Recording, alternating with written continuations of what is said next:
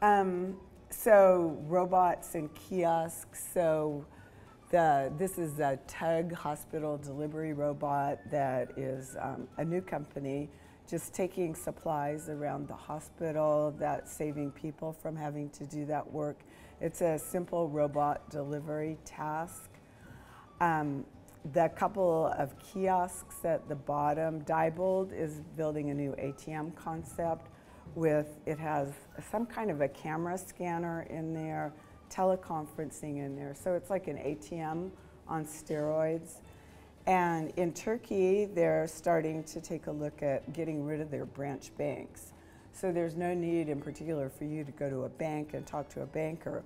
What you really need is to talk to an application. Maybe you need to scan and print documents. And if you have a problem, you can teleconference with somebody. And you can do all this in a kiosk. You don't need to have a whole brick and mortar building to do it.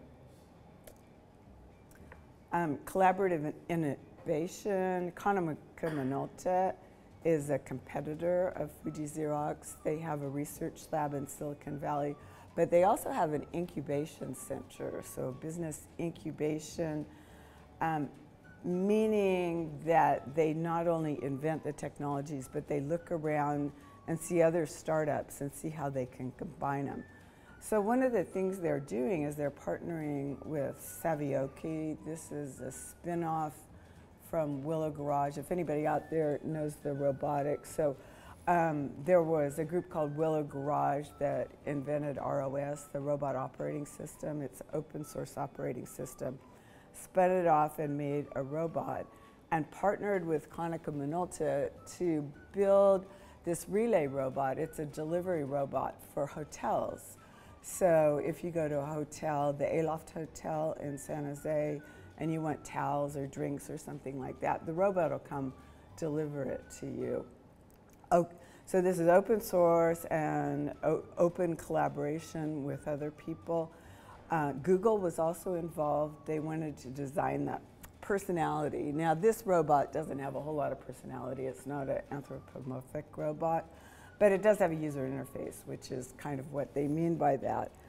And Google Ventures helped them build that in a rapid prototyping. So 5 days of going through designs, different designs with customers, iterating every night on what people liked, what people didn't like. And at the end of 5 days, they had the solution to this.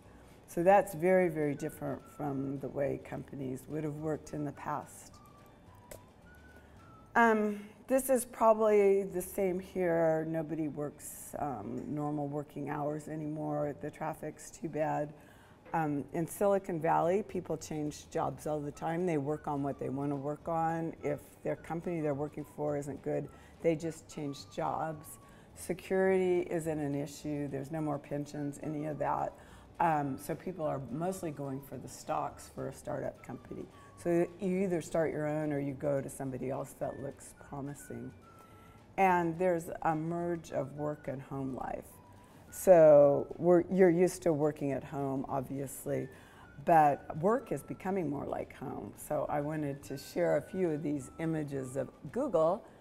So there's a bus that can take you to work. Google is in Mountain View, which is about 45 minutes from San Francisco. Most of the young people want to live in San Francisco. So there's Google buses that take you to work. There's Wi-Fi on the bus, so you can work all the way to work. When you get to work, there's anything you want to eat at any time of the day. They have really good sushi. You can get a haircut, grab a bike if you want to go out and ride around somewhere, play volleyball. They have swimming pools, kind of the little trainer ones, and you can sleep. So it's kind of like everything you want on the Google campus, but don't kid yourself. It's very, very hard to get a job there, and people work really, really hard. So it's a comfortable place to work. I say work is like home, but you're just working all the time when you're not sleeping. People are working remotely. In the past, we worked in office buildings.